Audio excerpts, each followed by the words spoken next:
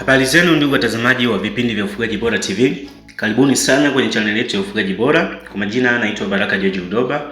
Mimi ni mtaalamu pia ni fundi katika masuala ya miundombinu, hususa miundombinu ya ufugaji. Leo nimekuja na jambo niweze kuambia ndugu wafugaji ambao mnahitaji kufuga hususa katika ufugaji wa kibiashara. Ufugaji unalipa. Hususa tukizungumzia ufugaji tunamaanisha vitu vingi sana, aidha ng'ombe, kuku, nguruwe na kadhalika. Lakini leo nimekuja na points mojawapo ya kuzungumzia issue ya kuku. Kama unafuga kuku, unaweza kufanikiwa kwa 100% mpaka nyingine iwapo kama utafuatilia mambo yafuatayo. Issue ya kwanza, ili uweze kufuga kuku vizuri ni lazima utengeneze miundombinu vizuri kwa kujifunza katika vitabu tofauti au kwa kujifunza katika media tofauti zinazohusiana na masuala ya ufugaji.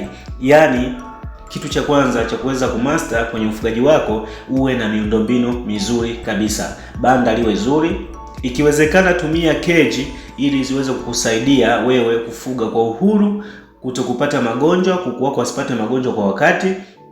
Utumie gharama ndogo katika uhudumiaji wako wa banda, utumie gharama ndogo katika issue nzima tuseme ile operation, either kutafuta vijana wengi au kutumia muda mwingi katika kuhudumia kuku wengi. Maana yake ukitumia keji, hivyo vitu vinakuwa very simple, maana yake unafanya kwa urahisi zaidi. Issue nyingine pia, unapaswa kuwa mdadisi.